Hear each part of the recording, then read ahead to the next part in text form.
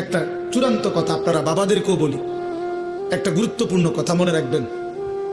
কোরআন শরীফে আছে, কেউ যদি গুনাহ লাগাতার করতে থাকে, খোদার কসম আল্লাহ একদিন নারাজ হয়, আর সেদিন আল্লাহ পাক ইচ্ছা করে তাকে আল্লাহ তাআলা পথভ্রষ্ট করে দেয়।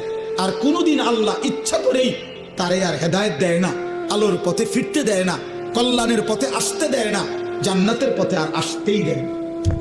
খোদার কসম, এটা কোরআন শরীফের আয়াত। আল্লাহ বলছে, একদিন আমি সত্যি সত্যি রাগ করলে ফাআনসাহুম আনফুসাহুম, আমি আল্লাহ নিজেই তোর আখিরাত ভুলায় দেব।